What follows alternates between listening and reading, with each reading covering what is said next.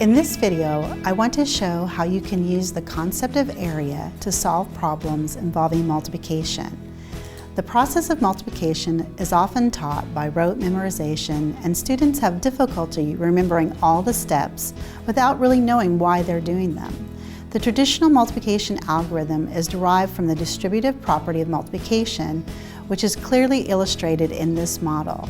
When students can model these relationships, the multiplication process makes sense and is understandable. Let's look at a problem. Principal Miller ordered 26 pizzas for the third grade classes.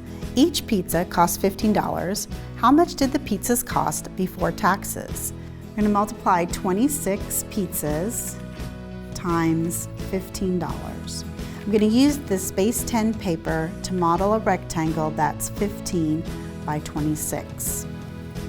I'll start here in the corner.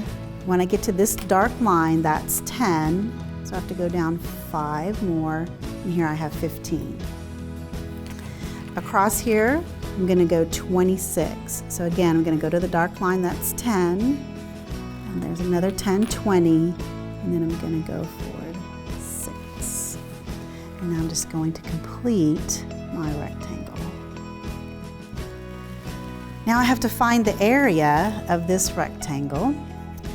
These grid lines help me because I know that's 10 by 10. This square right here then has an area of 100. This square right beside it has an area of 100. And this section right here has an area of 10 by 6, so that's 60. So I'm going to stop right here and record this whole row. So I have 260, and now I'm going to do the next row of squares. So this section is 5 by 10, so that's 50. This next section is the exact same size, 50. But this little section is 5 by 6, so that's 30. So when I add up all these pieces, I get 130. Now I just have to add these two things together to get a total of $390 that Mr. Miller spent on pizzas. Now I'm going to show you the traditional algorithm right beside the one that we just did. And you can see that the numbers are the same, they're just switched in their places. So when I multiply 26 by 5, I get 130. And we can see this in our model right here, 130. When I multiply 26 times 10, I get 260, and that's in our model right here, the 260. And both solutions give us 390. Another way to do this problem is to use what's called a generic rectangle. So I'm going to just make a rectangle and label the sides. Say that this is approximately 10 and then 5 more for a total of 15.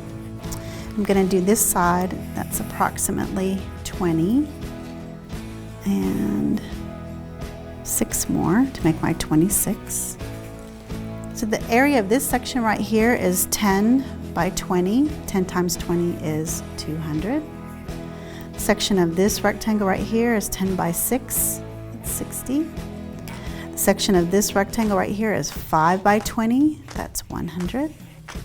And this section is 5 by 6, or 30.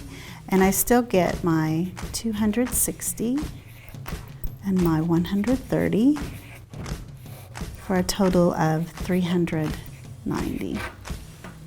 The area model of multiplication helps students understand the numerical relationships needed to solve multiplication problems and will prepare them for understanding the algebraic concepts of the distributive property in later grades.